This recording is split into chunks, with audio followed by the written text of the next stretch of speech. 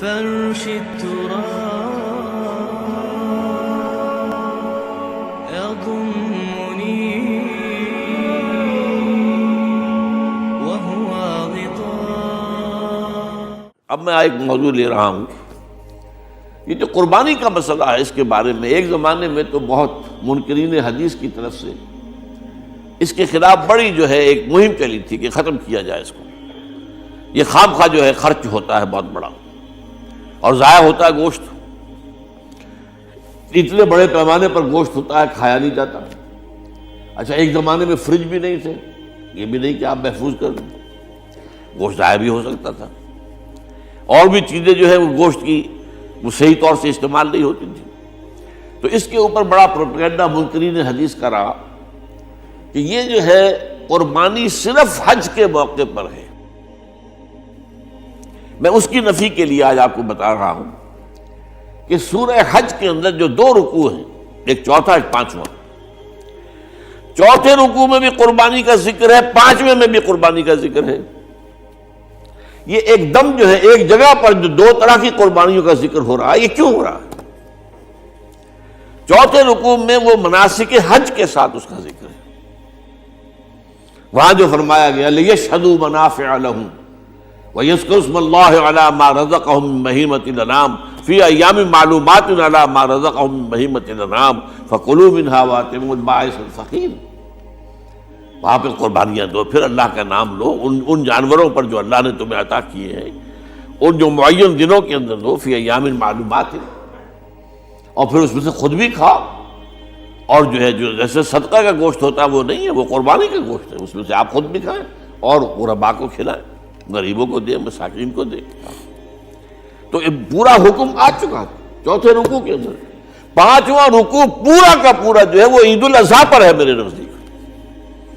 یہی حکمت صوم کے بارے میں ہے کہ وہاں جب ایک حکم تکرار کر کے آیا کہ پہلے فرما دیا گیا فَمَنْ كَانَ مِنْكُمْ مَرِيضًا أَوْ عَلَىٰ سَفَرٍ فَعِدَّةٌ مِّنْ أَيَّامٍ أُخَرَ، اگر بیمار ہو کوئی اور یہ یا کہ سفر پر ہو تو وہ تعداد دوسرے دنوں میں پوری کرے۔ پھر کیا وجہ دوبارہ آ رہا ہے؟ شہر رمضان الذی انزل فیہ القرآن ھدی للناس وبینات من الھدی والفرقان فمن شہد منکم الشہر فلیصمہ ومن کان مریضا او علی سفر فعدۃ من ایام اخر۔ کیوں؟ یہ تو ادبی اعتبار سے یہ کلام کا عیب شمار ہوتا ہے، تکرار بلا کسی سبب کے، نہیں، سبب کے بغیر نہیں ہے۔ وہاں کیا تھا؟ وہاں ان دو رعایتوں کے ساتھ تیسری بھی شامل تھی کہ اگر صحیح ہو اور مقیم ہو پھر بھی روزہ نہ رکھو تو ایک مسکین کو کھانا کھلا دو۔ یہ رعایت ختم ہوئی ہے رمضان کے روزے کے ساتھ، اب رکھنا پڑے گا روزہ، اور اگر بیمار ہو یا سفر پر ہو تو ٹھیک ہے دوسرے دنوں میں پورا کرو، پورا کرنا لازم ہے اس کا۔ تو یہ چیز جو ہے یہ در حقیقت کسی وجہ سے ہوتی ہے۔ بالکل یہی بات ہے سورہ حج کے چوتھے رکوع کے اندر، وہ جو قربانی ہے حج کے ساتھ اس کا ذکر آ چکا۔ اب سنیے یہ جو آ رہا ہے، فرمایا وَلِكُلِّ أُمَّةٍ جَعَلْنَا مَنْسَكًا، ہر امت پر ہم نے ایک جو ہے قربانی کا معاملہ نازل وہ جو ہے فرض کیا ہے۔ میں نے چونکہ آج شروع میں کہا تھا کہ صوم اور حج میں کچھ مشابہتیں ہیں۔ دیکھیے صوم کا حکم بھی آیا تھا تو کس طور سے آیا تھا؟ یا ایھا الذین آمنوا کتب علیکم الصیام کما کتب علی الذین من قبلکم لعلکم تتقون، اہل ایمان تم پر روزہ رکھنا فرض کیا گیا جیسے کہ فرض کیا گیا تھا ان پر جو تم سے پہلے تھے۔ یہاں پر اسی حوالے سے بات ہو رہی ہے کہ اے مسلمانوں، یہ قربانی صرف تم پر فرض نہیں کی جا رہی، یہ تو ہر امت پر، ہر نبی ہر رسول کی امت۔ وَلِكُلِّ أُمَّةٍ جَعَلْنَا مَنْسَكًا لِيَذْكُرُوا اسْمَ اللَّهِ عَلَيْهَا، تاکہ وہ نام لیں اللہ کا، عَلَىٰ مَا رَزَقَهُم مِّن بَهِیمَةِ الْأَنْعَامِ، جو کچھ اللہ تعالیٰ نے انہیں رزق دیا ہے، یہ چوپائے جو ہیں حیوانات قسم کے، ان پر اللہ کا نام لے کر چھری پھیری جائے، اللہ کے نام سے ان کو ذبح کیا جائے۔ فَإِلَٰهُكُمْ إِلَٰهٌ وَاحِدٌ فَلَهُ أَسْلِمُوا، تو یہ جان لو کہ اس قربانی کی اصل روح کیا ہے؟ وہ یہ ہے کہ اللہ تمہارا ایک الہ ہے، اسی کے سامنے تمہیں سر جھکانا ہے۔ یہ روح تقوی اگر نہیں ہوگی تو یہ قربانی بے معنی ہو جائے گی۔ نماز و روزہ و قربانی و حج یہ سب باقی ہیں، تو باقی نہیں ہے۔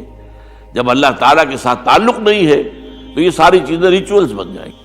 اب یہ بھی ہوتا ہے، 20-25 ہزار کے بکرے جو ہیں وہ لوگ لیتے ہیں، پھر ان کو گھماتے ہیں، پھراتے ہیں، ان کے اوپر ریشمی چادریں چڑھاتے ہیں، ان کو جو ہے وہ مہندی لگا کر، بہرحال وہ چیزیں جو ہے یہ اظہار اس طرح کا یہ تو پسندیدہ نہیں ہے۔ تو یہ تو لوگوں کو دکھانے کی بات ہے اور اپنے پیسے کی جو ہے اپنی دولت کے اظہار کا ایک ذریعہ ہے، لیکن یہ کہ بہرحال قربانی انسان کرے اور یہ کہ اس کے اندر روح جو ہے تقویٰ کی وہ موجود ہوگی۔ فَإِلَٰهُكُمْ إِلَٰهٌ وَاحِدٌ فَلَهُ أَسْلِمُوا وَبَشِّرِ الْمُخْبِتِينَ، اور اے نبی ان لوگوں کو بشارت دے دیجئے کہ جو اللہ کے سامنے جھکے رہتے ہیں، خشوع اور خضوع کی شکل اختیار کرتے ہیں۔ الَّذِينَ إِذَا ذُكِرَ اللَّهُ وَجِلَتْ قُلُوبُهُمْ، وہ لوگ کہ جب اللہ کا نام لیا جائے تو ان کے دل لرز اٹھتے ہیں۔ وَالصَّابِرِينَ عَلَىٰ مَا أَصَابَهُمْ، اور صبر کرنے والے جبکہ ان چیزوں پر کہ جو اللہ کی طرف سے ان پر آ گئی، وہ مصیبتیں، کوئی تکالیف۔ والمقیم الصلاۃ، اور نماز کو قائم کرنے والے۔ ومما رزقناہم ينفقون، اور جو کچھ ہم نے انہیں دیا ہے اس میں سے خرچ کرنے والے۔ یہ ایک نظام ہے پورا کا پورا جو اس آیت میں بیان کر دیا گیا، اس کا ایک جز جو ہے وہ یہ بھی ہے وَلِكُلِّ أُمَّةٍ جَعَلْنَا مَنسَكًا، یہ قربانی کا معاملہ جو ہے یہ بھی ہم نے ہر امت کے اوپر فرض کیا، ہر امت جو ہے اس کے اوپر لازم کیا گیا، اور اے مسلمانوں آج تم پر بھی لازم کیا جا رہا ہے۔ وَالْبُدْنَ جَعَلْنَاهَا لَكُم مِّن شَعَائِرِ اللَّهِ، اور یہ جو قربانی کے اونٹ ہیں، یہ خاص طور پر چونکہ عرب میں تو اونٹ کی قربانی ہوتی تھی، دوسرے جانور تو وہاں کم ہوتے ہیں، اور بہرحال ان کی قیمتی متاع بھی اونٹ ہے۔